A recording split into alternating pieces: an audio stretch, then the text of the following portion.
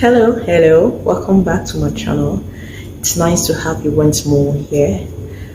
For those that don't know me, I am Mali Harris. Actually, I was like meditating a few days ago, and it dawned on me that there's nobody that is like empty, and there's no one that has it all. For that reason, we'll be having a very important topic today. So we'll be dwelling on the topic contentment. Contentment, as the term may say, isn't mediocrity.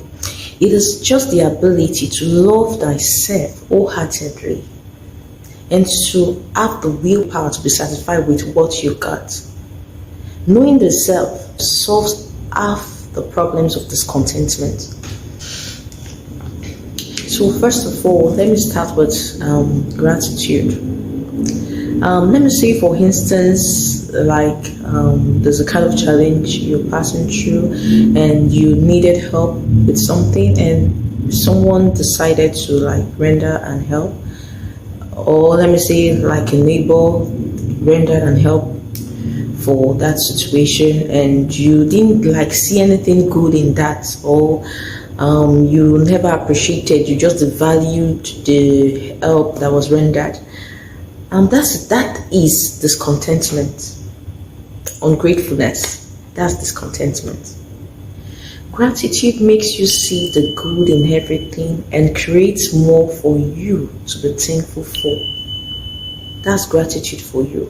When you are grateful, you pick out the good in everything, but when you are ungrateful, you see the mess out of everything. Like there's nothing that even entices you. There's nothing you appreciate. There's nothing good in anything that is being good with you. I don't know how to like place the statement. So ungratefulness goes in line with this contentment. To say, when I talk about contentment, I don't mean being a mediocre. No. You recognize your failures, you learn from your failures, you fix them, and you grow up. Failure is part of success. So if you are scared of failure, you are not prepared to be successful. So you have to recognize, I failed in this aspect, I failed in this thing, I failed in this, my plans, my activities, I failed in my career, I failed in whatever aspect of life. You have to recognize that you failed in that thing you determined or you're destined to do. When you fail in any scenario, you have to recognize that you failed. Not accepting failure, like you have to accept failure, but sitting in failure doesn't mean you are contented. No, you have to accept the failure. Then you check and balance what caused that failure. Learn from that failure, fix it. Then after fixing the failure, you grow up. Like, you grow up. You might even fall again. You might fall, but keep on getting up. Because when we talk about contentment and discontentment, some people feel like being contented is like being a failure. You don't want to grow up. You don't want to move on. You don't want to be a better person. You just have to be contented with any kind of situation or with any kind of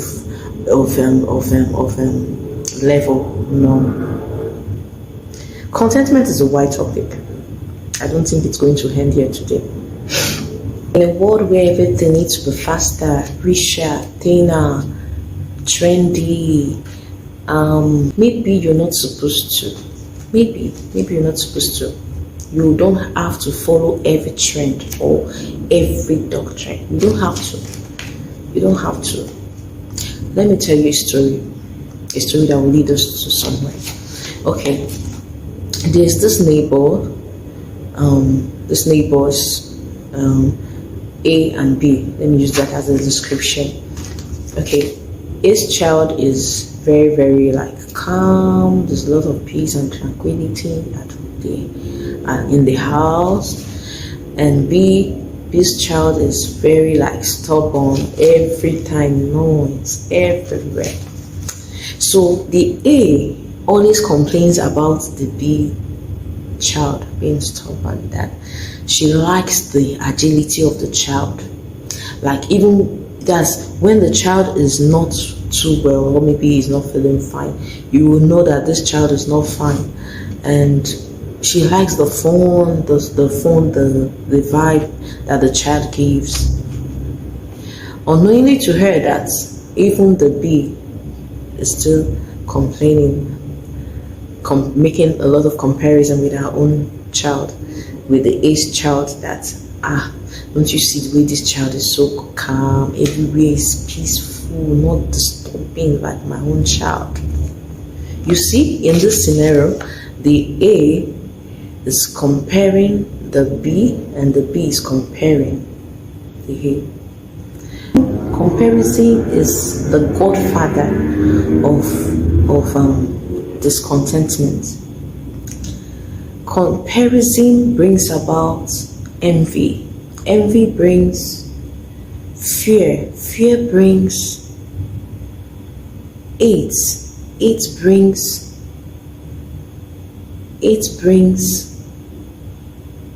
evil. All these are all characteristics of discontentment.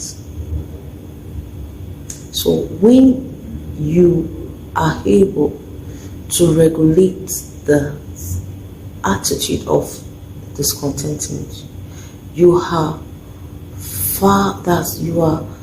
solved like 80% troubles of your life.